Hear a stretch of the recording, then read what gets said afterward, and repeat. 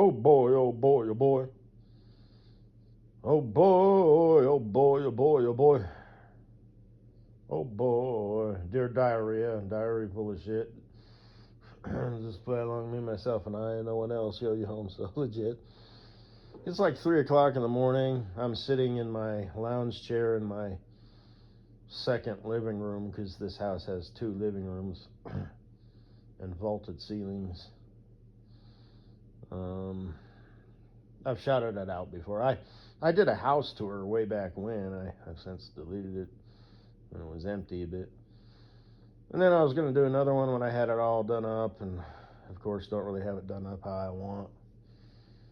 Don't have the basement finished because, I'm a piece of shit. I was, of course, about 10 minutes late to the chiropractor. I did call them 5 minutes prior to my 5 o'clock appointment, at least 5 minutes according to my phone. So plus or minus, 4 minutes. And said, I'm going to be about 10 minutes late. You want me to still show up? They were like, oh, yeah, of course. We'll see you then. And I walked in and I said, you can charge me an idiot fee. I've been an adult for approximately 60 years and I still suck at it. She laughed.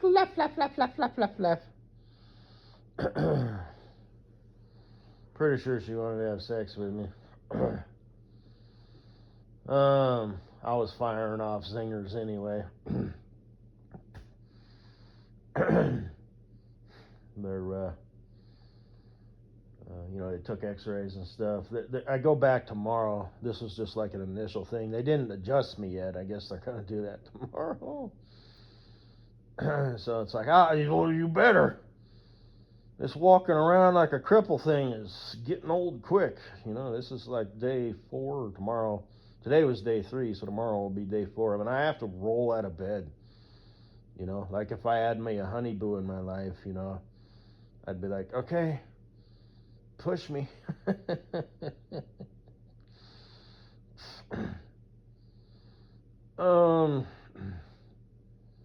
She'd be like, I can't, you marvelous hunk of man meat, you. I'd be like, what are we talking about?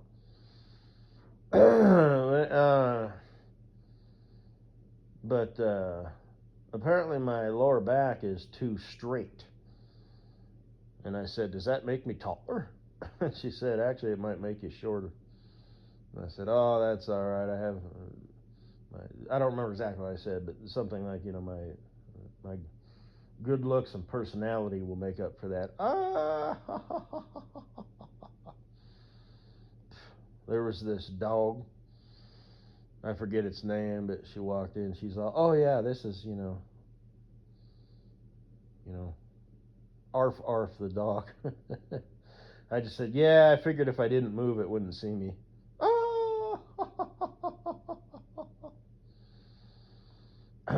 They had a fake banana in there, so after it was out, I didn't want to.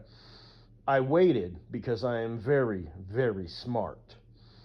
I didn't want to drag out the process, so I made a mental note to bring it up, after it was all said and done and I was paying. She would be my captive audience for, about 30 seconds. But I said, that banana in there, and it's obvious it's a fake banana.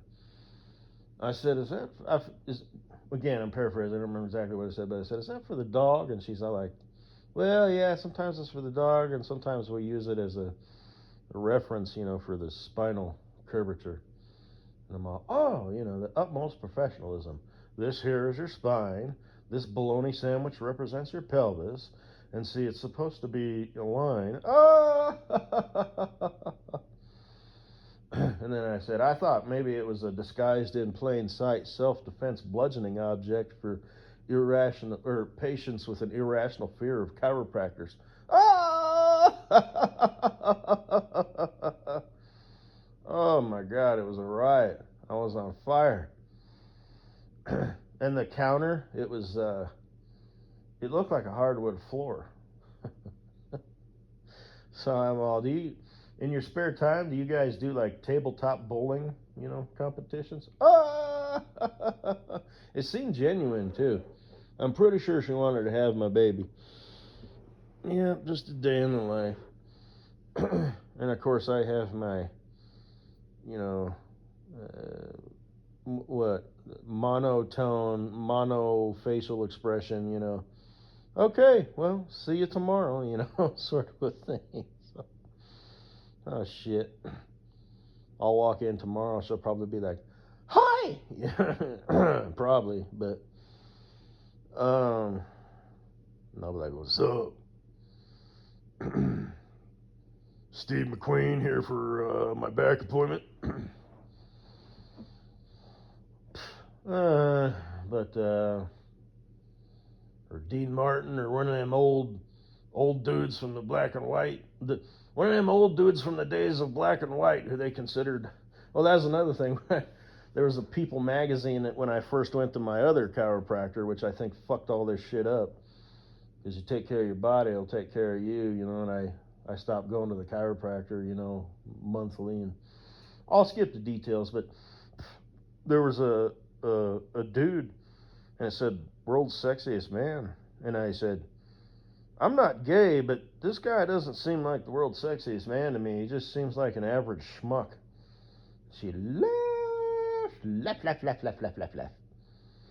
said, you're not the first person to say that. So, but it did have a question mark, so, yeah. It was like this guy who was like going bald, and I was like, what the fuck?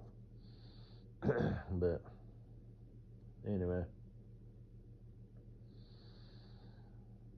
So I'm probably just going to take this whole week, leave of absence, and then I have my regular 2 days off, and then one day going back to work. I should have just took that day off too, but I didn't because I'm stupid. And then I have 2 PTO days, so I'll probably just go ahead and take that day and I told them, I said I can get receipts and all that stuff, if they need it, so they know I'm not pulling a fast one, which I can. So, and that's why I didn't just go back to the same dude. I wanted to go to a place that had, number one, with a fresh perspective, who doesn't, because that happened and then this happened. So, I want to talk to people and just tell them what I think happened. I think because I stopped doing my stretches in the morning, for my back, as well as strengthening my back, all 4 sides of your core, stomach, side, and back. And I want to get one of those, I forget what they're called, but it's like a sit-up machine that's like you can work your core. They'll use medicine balls a lot, like in sports and stuff. You can use those. But yeah, you can face like any direction, so you can do your sides and, your back and all that stuff. I want to get one of those, but of course haven't. So, like I said, I need a honeyboo in my life to perform for, to step up to the plate. I need her as my cornerstone. But then Mr. Longhead said, no, it's not how that works. It's not how that works, boys. I know that's not how that works. I'm just being sarcastic, but real at the same time. But not like really real, you know what I mean? Like at all. But, no, I get it. Like I said, you got to do this for yourself. Well, you haven't done it yet. Yeah, but I'm going to. It's like no matter what I say, I speak the truth, even if I contradict myself. No. It's true. Because it's like, well, in certain circumstances, yeah, that's a thing, but that's not really, then you get used to that, and then 5, 7, 10 years later, she leaves, and now you're devastated, and you forgot what it was, to take care of yourself and do your own laundry and cook for yourself and shit. Now your life falls apart. It's like, I get it. You know who you fucking with? Do you know whose ears are hearing what I am spewing? Yeah. I have 151 motherfucking subbies, yo. I don't know how many Mr. Longhead has, or Cool Breeze, or Mr. Gorilla, or Mr. Pellet, who I'm watching now, who I stopped watching for like at least a month, maybe two. Same thing with Lurch, aka Terry Petit, the Goodwill mime shirt wearing, bottom shelf beer guzzling, you know, bottles and bottles of alcohol, you know. Doorman. You rang. He looks just like Lurch from the Addams Family. Sounds like him too. A little bit better personality. I will give him that. But anyway, I lost my train of thought.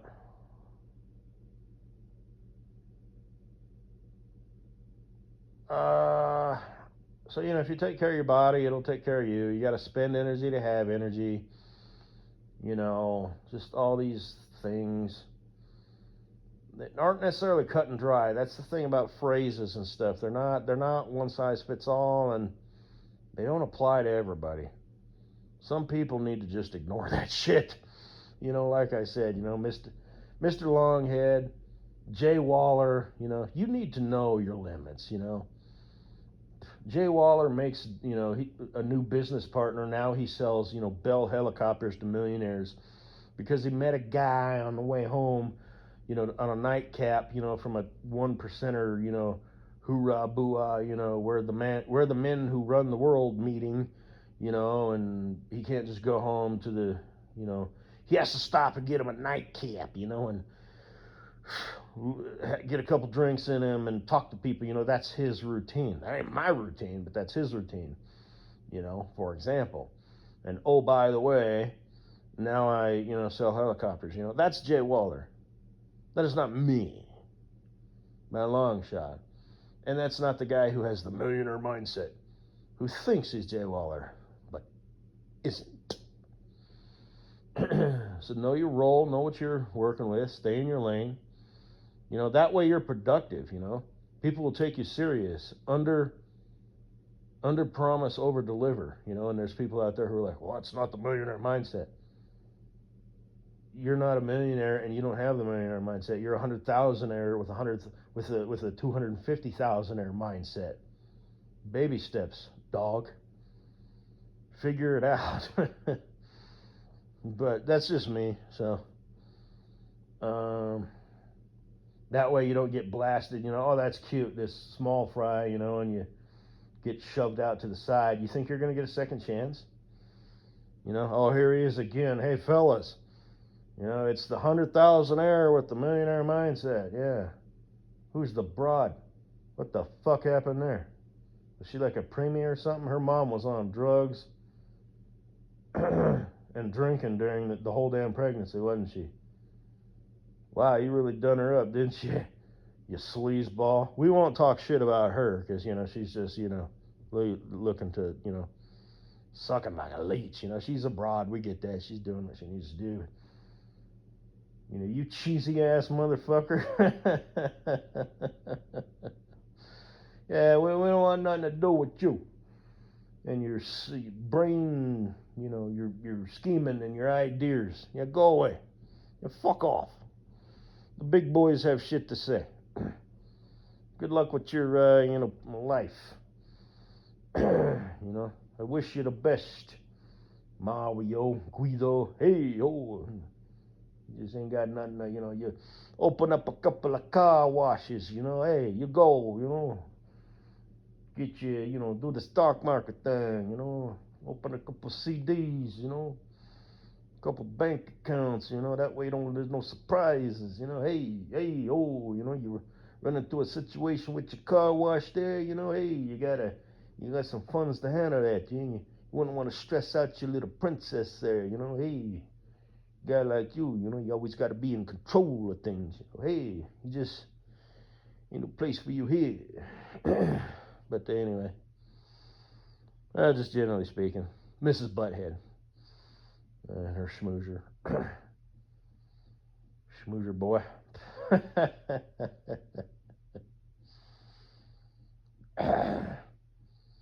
She found her a winner. Unless you're me. Oh yeah, she really snagged her. No, I mean she did, just whatever. And I'm just talking shit. I don't know if nothing. Maybe he sells Bell helicopters to millionaires. We do have the Rocky Mountains, there's probably a few millionaires, nestled up in them hills, in the pine trees with the crows and the squirrels. But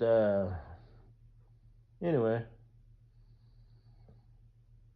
I just have a hunch, Well, because of everything, him, Mrs. Butthead, like even Mrs. Butthead's friend. I hype her up. Oh yeah, yeah. Her little shanty on the corner of Colfax and Maine. Uh huh. Crack you open a White Claw, and you can drink it right out the can like a heathen, or you can pour it in a glass. Kind of take the edge off. This is a classic stat. So she walks out, her shirt tucked in, her little belt and stuff, just a little Miss Business thing, glasses and shit. Ooh, Mrs. Jones, come on back. You're next. And just yeah. These are some high caliber broads we're talking about here. One of them, she does, she orders, her wax, every week. What do we need? She pays her employees. Now, does she pay them decent, and does she pay them benefits and all that shit? These things we do not know. But they're all a bunch of broads, so they're not really gonna care, like, I don't know. Go Team Woolman or whatever. But I know Kleber. I've worked for her for like, 3 years or whatever. I'm making ends meet. I'm paying my bills. I'm looking for my man. This guy ain't it. I'm just gonna get fucked by him this weekend. But girls gotta do what girls gotta do. We'll just sit here and wax vaginas at a corner shop shanty. Run by a couple of broads who are we're all making ends meet, including the owner of this thing. That would be Kleber. So whatever.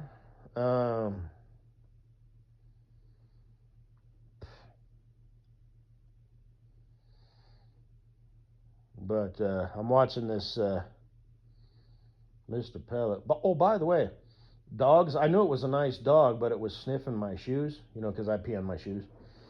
And I thought, okay, I could pet it, but I'm gonna let it sniff my shoes until it makes eye contact with me. And then I'm free and clear based on how this dog approached me that I can pet its head. But as a public service announcement for one of my, 151 subbies, if you ever encounter yourself, with a dog who kind of walks up on you and, barks or whatever, and maybe its hackles are up its hair or whatever, take a knee. But don't extend your hand, because it's not going to know what that means. Let it approach you. Let it sniff you. Keep your hand down. Make eye contact, but kind of like fleeting. Make eye contact, then look at its paws. Then make eye contact, then maybe look kind of, at its back or whatever. Let it sniff you and maybe kind of, nuzzle up on you. And then gently scratch with your fingers, not your hand, the bottom of its mouth or whatever, snout. Don't touch its ears, eyes, mouth, or nose. And do not reach out to scratch the top of its head or its neck, because dogs are like predatory, so they have the eyes on the front of their heads, so they have depth perception, versus prey animals, they have them on the side, so it's easier for them to know what's going on behind them and in front of them. And then they herd up, strength in numbers. So it's not going to be, it's, you know what I mean? If you were a dog, picture somebody shooting their hand past your field of vision. And then once it's clear, then you can kind of scratch its neck and give it a gentle pat, and now you're friends. And it's the same thing with any animal. Some animals are more skittish than others. Horses are notorious. Horses, they'll be all fine, and then they like jerk their head and rear up and run away. And the weirdest things freak them out. Like a new gate. Colors freak horses out for some reason. A big blue outhouse. That just freaks it the fuck out. I remember when I was learning to cut cows, which basically is herding them and cutting them off. They set up this thing, like a rope on an old garage door opener that went across the roping arena. And the horse that I was on, that I rode all the time when I was a little buckaroo helping out on the ranch, it just freaked that thing the fuck out. It would turn tail and run. And I hated it, but of course my uncle, I was like, I gotta go to the bathroom. I just wanted to like leave the situation. And him and all of his infinite wisdom said, okay, but you are going to come back and you are going to do this. So I did. But anyway, and I had to use it. Every now and then the calves get a wild hair up their ass and they just bolt. And you got to go get them and cut them off and bring them back, And he was out there, his horse was all sweating and stuff. So I was like, okay, we're going to teach you how to cut cows. That's exactly what he did.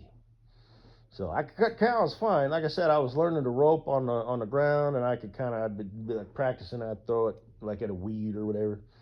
And I was making dry runs on the horsey horse. Yeehaw, yeehaw. Real cowboy shit. But I wasn't good enough to, actually rope. I couldn't rope. Anyway, I've told all them stories before. Like when we were doctoring cows out in the field. Again, my uncle, he's all, they know what they're doing. They will draw blood. You're going to have to, hit them hard. And I hit him like, Joe Football or whatever. And I think I about killed it. Because I thought it was going to be like squirming and shit, but it just sort of laid there. And those horses were trained where they would keep the slack off the rope. But he was teaching me to be a cowboy. Yeehaw, yeehaw. Like I said, never came of age. But I was old enough, I was like, 12, 13, 14 years old. So I was old enough where I, like he used to turn me loose to, herd cows on my own. So, in a different pasture. So anyway, and like I said, I loved it. I had my Wrangler jeans, my old boots and spurs and button-up shirt. Didn't have a cowboy hat, just had a regular ball cap, but had my canteen and just out there completely alone, and I'd tip the old canteen up, and it was just like in a movie. There was that bug that sounded kind of like a rattlesnake, sun's beating down, and I remember I loved it. I was like, this is peace. Most people, especially that age, might be a little like, I'm gonna die out here, and I was just like, nah. It's just like, and it wasn't my uncle by blood, but he's like, I'll come get you, we'll meet here, follow the fence line. Okay, this is property, it's all a bunch of squares, so eventually, you follow the fence line, you're going to find a gate. Follow that fence line, you'll find another gate. So in theory, eventually, you will get home. Because it was a several thousand acre cattle ranch. But anyway, I digress. Cowboy shit. Yeehaw, yeehaw, yeehaw. Kind of ironic, because Cinnaboo, you're Native American and Korean, it's kind of like opposites attract.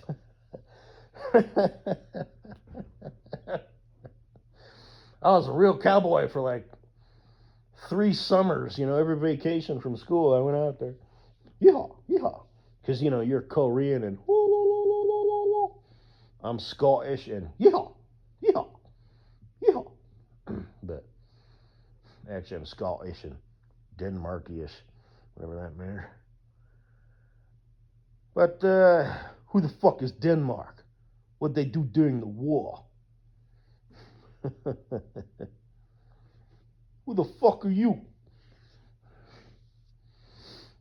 I don't know why I'm talking like Guido. What you doing during the war, Guido? Huh? What your granddad or your great granddad do during the war? Huh? Who the fuck are you? You smoozer. I know who you are now. But anyway. Yeah, apparently they're literally offering milk and cookies and crayons for, the losers, these wokies and lefties. Like I said, just look at the facts. They're accusing us of being just all this outrageous shit. We're accusing them of being petulant children. Unbiased viewer, make your decision. Who are you? It's ironic, that they're claiming get woke and be on the right side of history. It's like, maybe you should shut the fuck up. Seriously? That's what you're going with? Seriously. Pure, raw, uncontrolled emotion. Really? You're going to show up and spew all this bullshit, and just like I said, I had no idea America was still so fucking... Get the fuck out of here with you're a certified hate whore. You're a piece of shit. It's just like that parody with Kamala Harris. So if you don't vote for me, you automatically hate, women, non-white devils, and especially non-white devil women. It's like these people they're legit. Like I said, you have to deal with them. You show up in a plaid shirt, not even, you're just looking too manly. They're just going to assume. Like I said, and then it depends on whether or not she's sexually attracted to you, even if she hates you. She doesn't get to make that choice. If she thinks you're hot, she might hate you with the passion with everything in her soul. But she's going to treat you differently than, the 60-year-old dude in the plaid shirt. Because it's like deep down she wants you. She don't want that other guy. He's a piece of shit.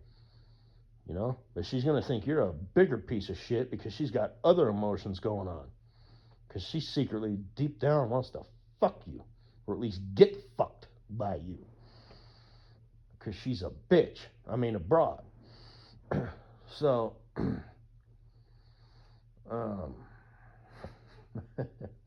not sound like Andrew Tate. Damn.